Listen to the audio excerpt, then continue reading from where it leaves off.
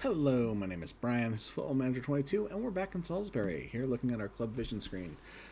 In the top right, we can see A+ performance, and a lot of those reds and oranges under club culture that we previously had have switched to much more pleasing colors, yellow and blue. They're still very disappointed that we're not playing direct soccer. I told them we wouldn't be playing direct soccer. They didn't listen. Everything else is going great. We achieved the goal that was on here at one point of building a new stadium, which is possibly ironic as we've taken the rocket ship up the ranks and we built a 5,000 seat stadium, which is not a legal stadium for Premier League play. There are 2 games left in the season.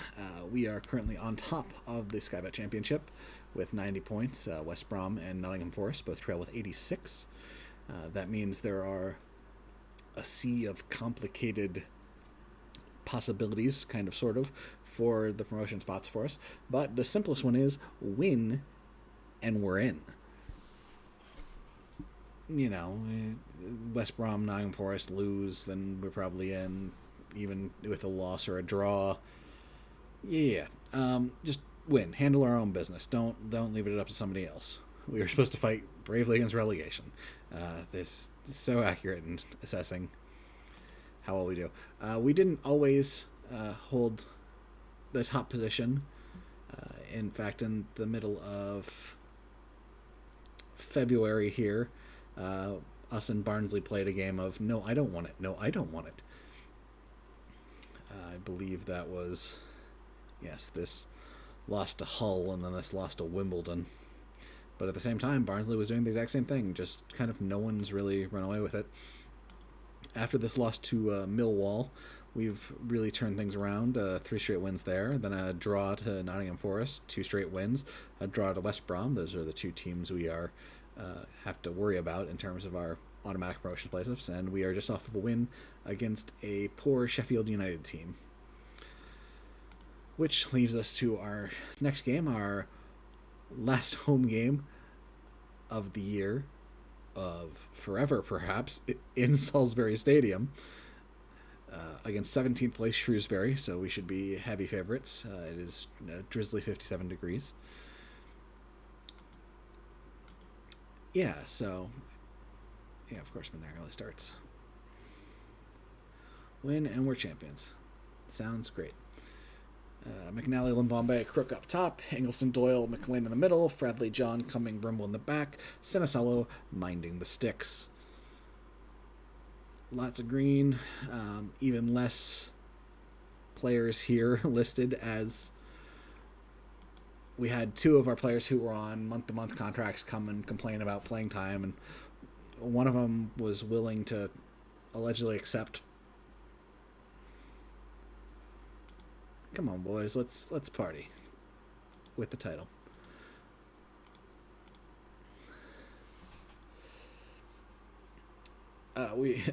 One of them was going to make a fuss, and so he cut him immediately because he was on a month-to-month, so he could do that. And the other was willing to play out the year, but then immediately took a free on that. The button doesn't seem to well represent what actually happens in that case. Looks like our game here is being televised. And we get opening possession. Limbombe plays it back to Ingleson, back to John, up to McLean, up to Doyle, Doyle across to Ingleson, bombs it forward. Attacking Fradley will be the one to get to it. Can he find a good cross? No, turns it around and is dispossessed by, oh boy, Chijamaru? That's a mouthful. Anyways, he plays it long, and we maintain possession, gets played up to Doyle, plays across to Fradley, back to Ingleson. Ingleson turns, sends it in the middle. McLean sees it, blasts it into a man. Rimble gets on the outside and plays it across. No good. And then John trying to pick up a yellow card immediately.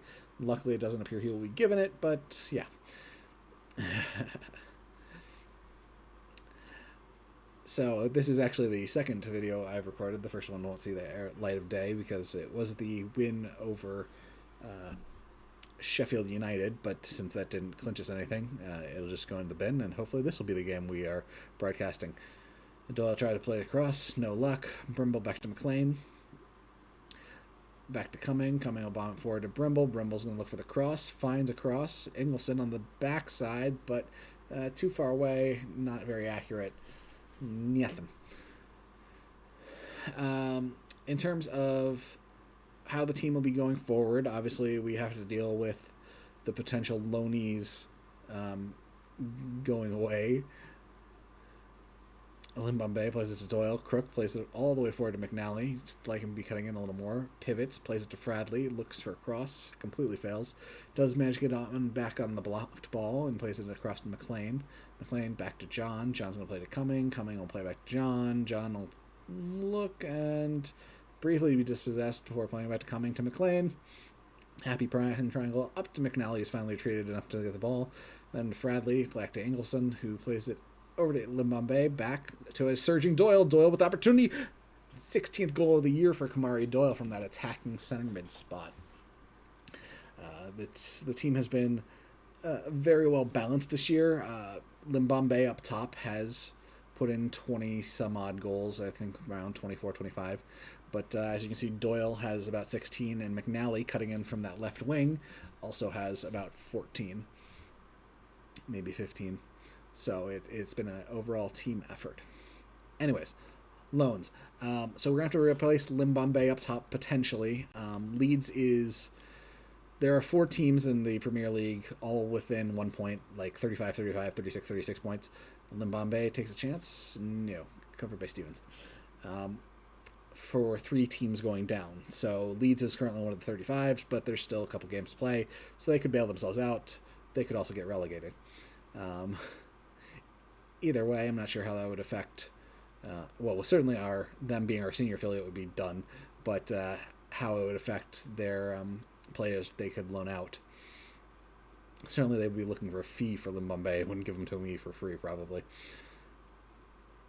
Header sent across on that free kick, and it looks like Crook will come away with it. The right winger on the left wing currently. Charges back into the middle, plays it forward to Doyle, who immediately turns and fires right into a defender, and it's kicked out. We'll have it thrown. So we'll have to find a replacement up top. Jason John is actually expiring from Leeds. Oh, and there will be a penalty, and Robbie McNally will be the one taking the spot kick. He just missed one last game.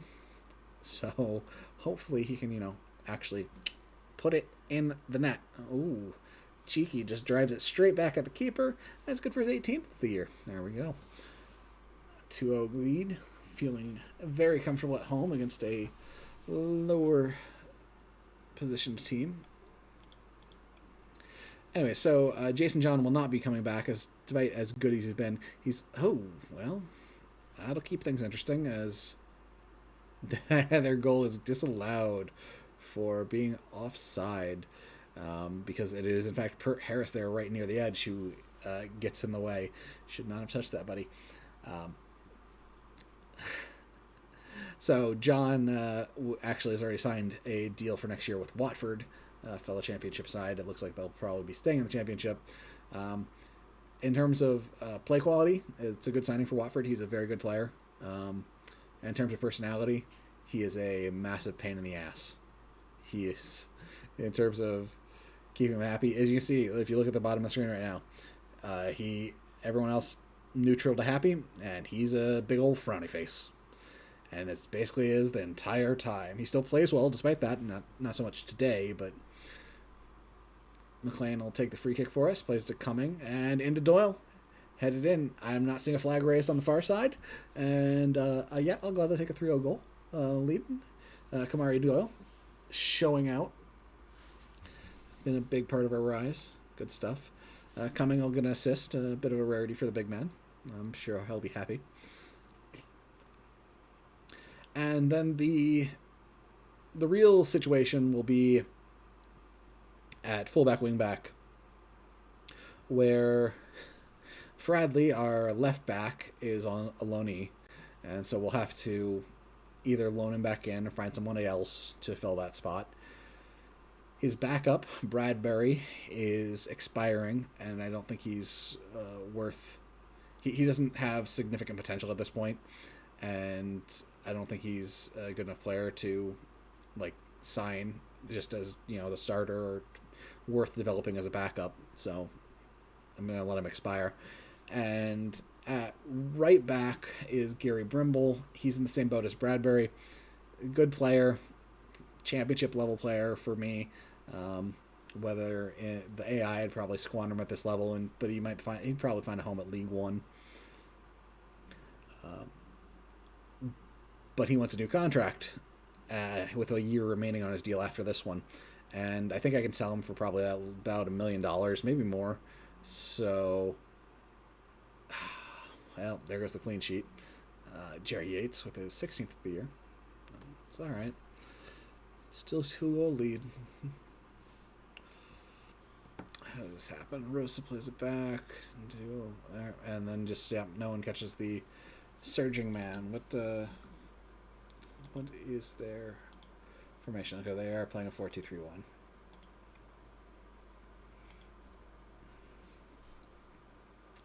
So yeah, it's one of the dangers, obviously, of any single tipped formation, as it were. And same with our 4-3-3. It's that you're trying to set that striker right between the two center backs and hope that they get confused and neither of them guards him instead of both of them guarding him.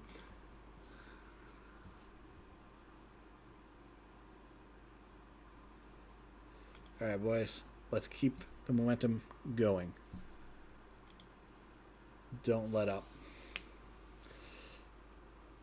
So yeah, we're gonna need to find some left and right backs, and as always, it's hard because it's a position that doesn't spawn a lot of players who are great at the position naturally. We might need to start looking into promising center midfielders and defensive midfielders that we can adapt to the position. Like McNally on the left wing. There's not many good inverted wingers in the game naturally, so you need to find players who are like good advanced forwards that have the correct footedness that you want. Though obviously either footedness is always better. Lim Bombay, bless him, the crowd. But we trained McNally, who had never played left and Jason John looks like he's gonna go out with his third goal of the year. Good stuff, man. Still upset. It just scores a goal. He's still up. Oh, okay. Now he's happy. Well, now he's neutral. He's not even happy. Green is happy. Purple is neutral. Now he's neutral after scoring a goal. I can't believe that guy.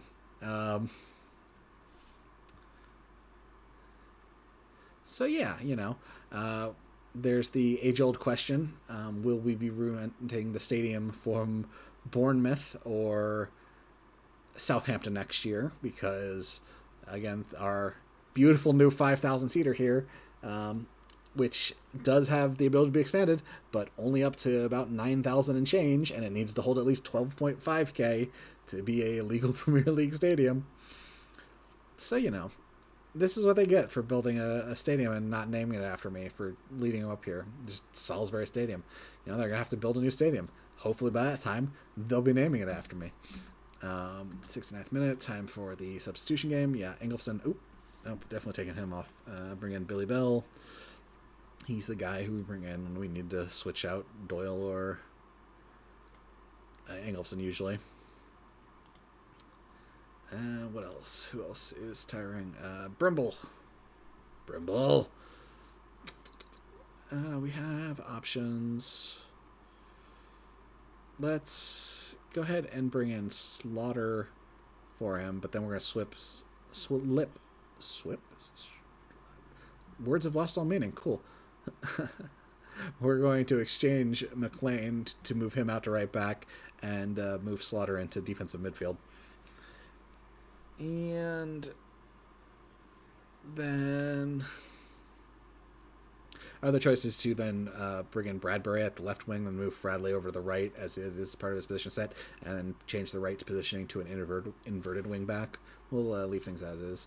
And then, let's, they were saying to bring on Thompson. Sure. We'll bring in Thompson for McNally. Sure. Give Robbie a rest. And we are now 15 minutes away from a Premier League appearance. And I don't care about. Oh, we need to. Phil, we don't need to like modify our offense. Play more long balls. We're up by 3 with 10 minutes left against Shrewsbury. Let's just keep attacking. That's the way we are. Slaughter up to Doyle. Can Doyle get a hat trick? Looks for the edge. No, off the diving goalkeeper's hands.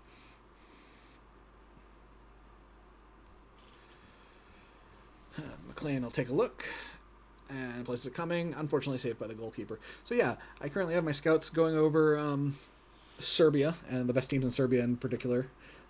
Red Star, Partizan, looking for players that we can peel away at a cheap price who have played for the national team in particular.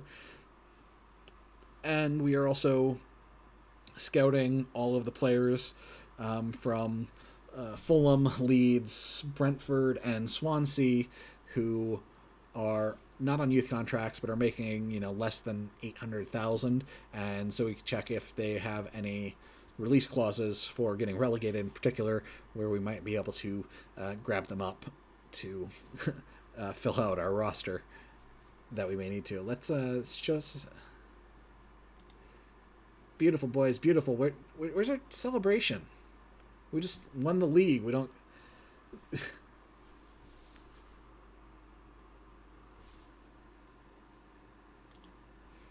That's disappointing. Usually there's confetti and a podium where we get to go march on to. Ah, well. So yeah, the rocket ship continues. We might have been knocked out of the FA Cup by Southend in December, as they're taunting me with it here, but we've won the championship and we'll be playing with the big boys next year. That is obviously a scary proposition. The most dangerous leap you make. But hey, we should probably get paid a lot of money.